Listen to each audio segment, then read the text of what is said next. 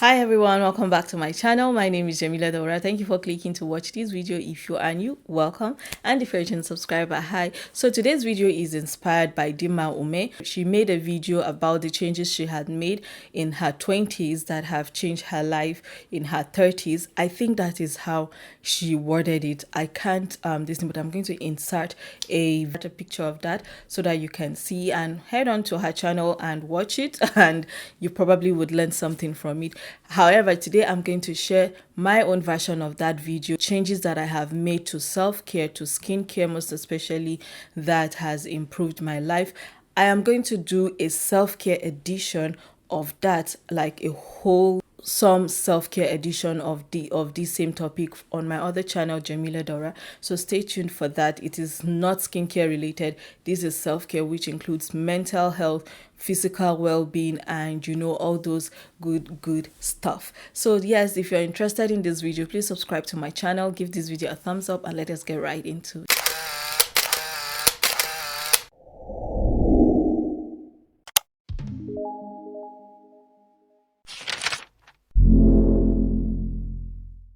When it comes to skincare, consistency is always a problem for a lot of people. Like, I hear a lot of people complaining that, oh, they've not even started, but they already fear that, oh, if I start this is too time consuming, this is too demanding, but you're doing it for yourself. And when it comes to skincare and self-care, consistency is very, very important, because that is the only way you can see result. You cannot bath today and not bath tomorrow, and bath in 3 days and feel like, oh, your body is glowing. I swear there is no glow there is no glow in that kind of routine. So today I'm going to share with you some of the top things. In short, I have five top changes that I have made in the last I started making these changes in my life in my 20s, and I appreciate them, and I'm going to share these changes with you and let you know how they have benefited me. Number one on the list, can you take a guess?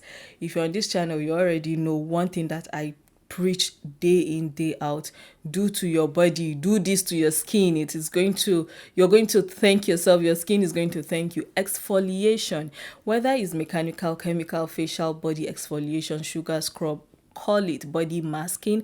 I started doing this, I think, when I was about 18 years old. Just sugar scrub. And what is that brand name? There was this brand that was so popular in Nigeria back then, and that was the only brand that I was using, and I was always exfoliating. That was when I started exfoliating. But back then I used to just do once a day, but I never used to do on my face, just my body. Then I'll do normal face mask, the traditional one with turmeric. Exfoliation helps your skin cell turnover happen quickly and better, and it helps your body to take in products properly. And that is why I always advise people to always exfoliate their skin.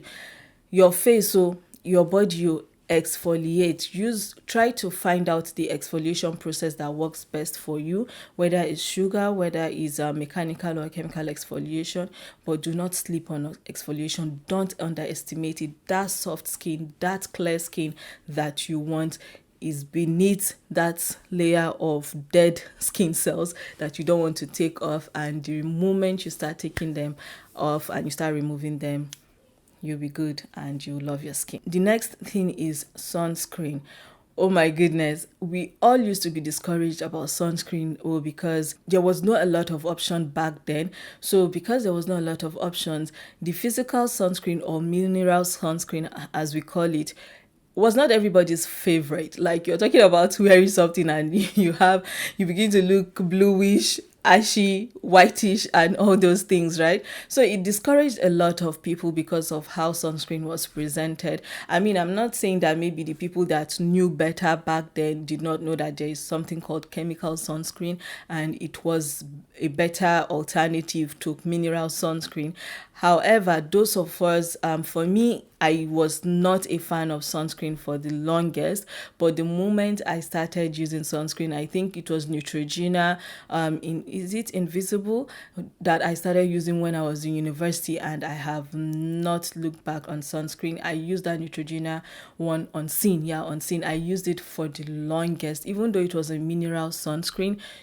I mean, you could tell, but I figure that if I massaged it under properly, I'm not going to this thing. And sometimes another trick is that once I apply my moisturizer, I immediately go on with the sunscreen if it's mineral, and it will, how will I put it, it will blend with your skin, and you can massage, it will blend with your moisturizer, and you can massage properly into your skin. When you do this, it will not leave any film or ashy layer on your skin. So yeah, do not sleep on sunscreen. If you are still hesitant on the sunscreen you should use, maybe I should bring a video and for recommendation on sunscreens that are physical and not physical, or chemical and mineral sunscreens. Maybe I should, let me know if you want a video on that. I can recommend video products that I have used over the years, and maybe you can try one or two and see if they work for you, and incorporate sunscreen into your routine. It is important. Next item on my list is perfume, and not just perfume, like perfume layering.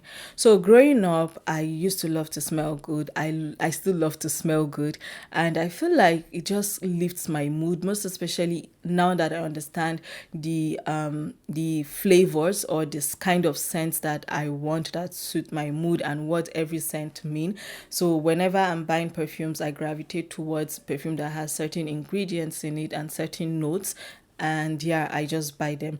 However, growing up, now we used to just use body mist, body mist. And well, for me, I used to use just body mist for the longest. Then in secondary school, I started doing body mist, and I'll go into my dad's, once my dad goes into gets into shower, I just run into his room and spray his perfume. I swear I smelled better than all the teachers and vice principals in my school back then, because I was using my parents' perfume, I was using my dad's perfume. And my mom had this, is it 1 Million by Paco Rabanne? My mom had that, and my dad had this other. So those were the perfumes I was spraying when I was when I was in secondary school. So I graduated from using just body mist like every other young girl, and that is what your parent is going to get for you, because you experience your period, you are changing. But me, I wanted more, so I started using perfume, and I would go into my dad's room and I would just spray the perfume. I can't have my bath and dress up and not spray something, and not just spraying anything. I layer, and I have come to understand how to layer my perfume, and that is something that not everybody gets. And it's not as if I layer perfume and gives you headache. No, so perfume layering is something about self-care that I have improved on over the years, and I enjoy doing it, and you should also try it. And just try to know your body and know what you can tolerate. And there's the Islamic side of it, and not using perfume to go out. So I understand that part of it.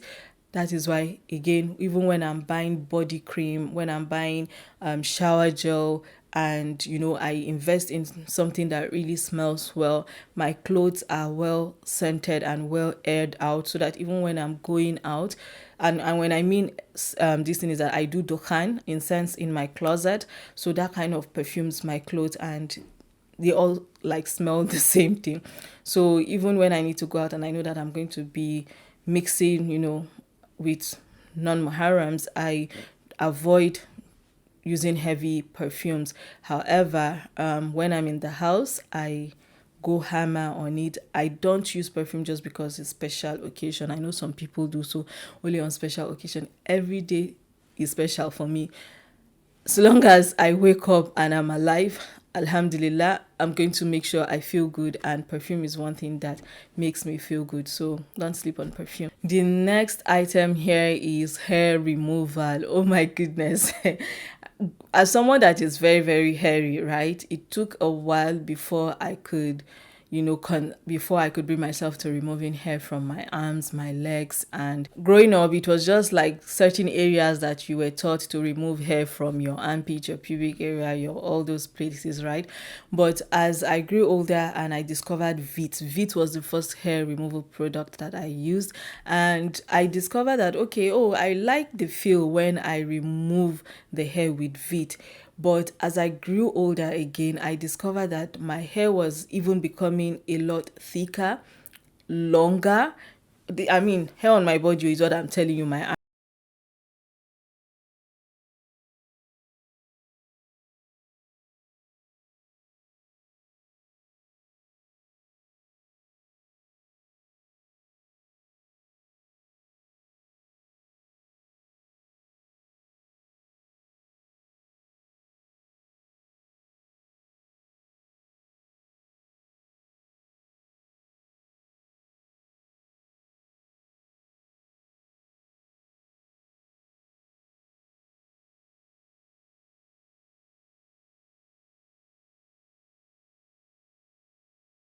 I had to endure that pain for her to even remove the sugar. So once she did one arm, I was able to get her to do the second arm, and it felt different. I felt so clean, clean in a different way. Not clean like when you use Vit or shaving stick or whatever that you use to remove hair. This was a different kind of cleanliness that I experienced. Not that from there onwards I started waxing, but because it's painful. Waxing it can become painful for a first timer. So that first experience did not give me the edge to continue or the ginger to continue. So it took a while before I went back to waxing, and I fully went back to waxing in 2011. I think 2000, no, 2012. 2012 was when I went back to waxing. I overcame my fears and I started waxing, and it's been what, over a decade since I've been waxing, and I'm enjoying it and I'm loving it. And I don't see myself going back or doing something else, with hair removal.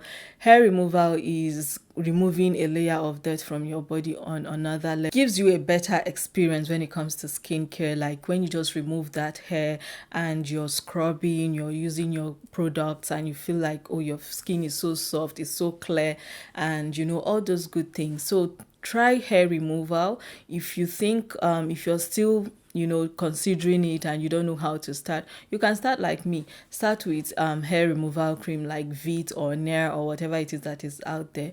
But please don't put blades on your body. Don't put shaving blade or shaving whatever on your body, most especially if you are a person of color with thick hair and and thick hair. Don't start with that. I would advise you start with hair removal cream, then you can advance and start testing out waxing on your body and see how you can tolerate the pain.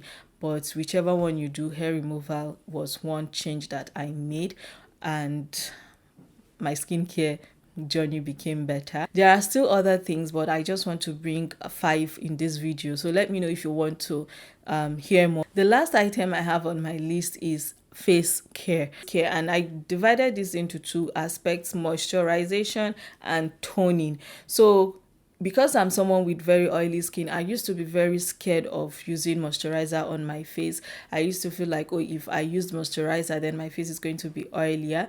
But experience, they say, is the best teacher, right? So I started experimenting with different kinds of creams, then different kind of ingredients, and I came to understand what my skin actually loves. I've just been feeding that to my face. If you are someone that feel like, oh, you have an oily skin, if you use a moisturizer on your face, you're just going to get oilier.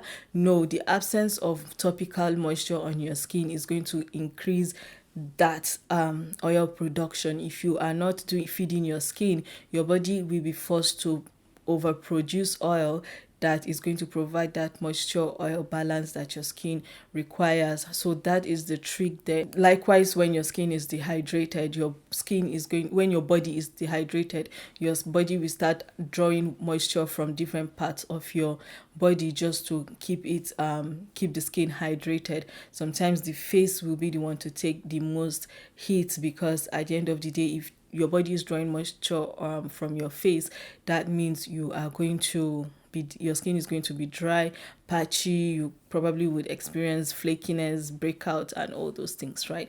So yeah, moisturization was something I used to run away from, but once I understood the game and I knew the benefit it was providing to my skin, I I never looked back. The next thing is toner. Toner was something that we used to use to get rid of.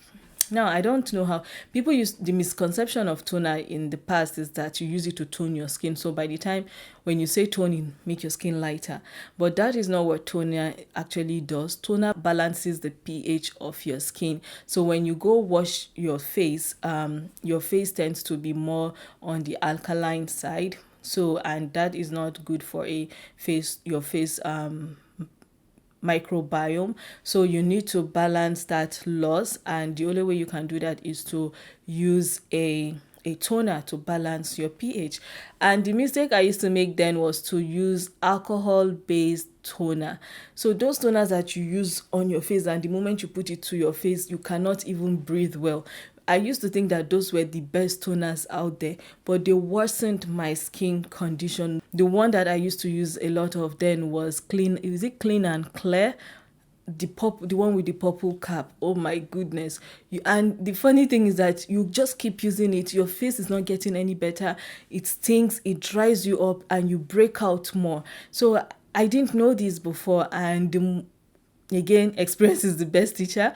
Once I learned about the usage of alcohol on acne prone skin like myself back in the day, I stopped, and I knew that, oh, there are other things that my face needs, the likes of salicylic acid for somebody with oily skin. I threw away those things, and I've never gone back to using anything that is alcohol based, because God, it damaged my skin. It damaged my skin. Any slight alcohol, my face was like, I'm going to just start breaking out. And if you're someone that is unable to clear your acne till date, just go check. Maybe it might just be one or two of the products that you are using that contains alcohol, and it's causing you to break out even more, and it's not even doing what it's supposed to do.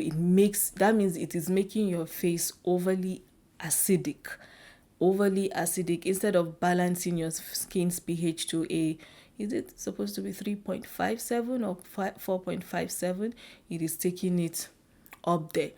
The acidity on your face is up there, and your face just becomes so dry, and the next thing, you're breaking out, pigmentation.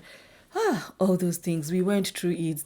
We used our body as experiments, and I'm glad that, as I was growing older, I was getting to know myself more. I was making necessary changes, and I'm seeing the improvement. I'm loving it. I appreciate my skin better. I appreciate myself and my body better. So I know not to stretch it out of its limit, and I know not to also just relax and treat it anyhow. I take conscious care of my body, and these are the changes that I have made that have really improved my self-care, my skincare experience, and self-care and body care. I just picked one or two things here and there. And what are those changes you're looking to make, or what are those problem areas that you are looking to tackle? Leave a comment in the comment section. I'm going to read through it and see if I can help you in the comment section and respond and give you tips on how you can go about, or just even share product ideas with you that you can explore and see if they work for you. So this is where I end this video. Please subscribe to my channel, give this video a thumbs up, and see you in my next video. Bye and stay blessed.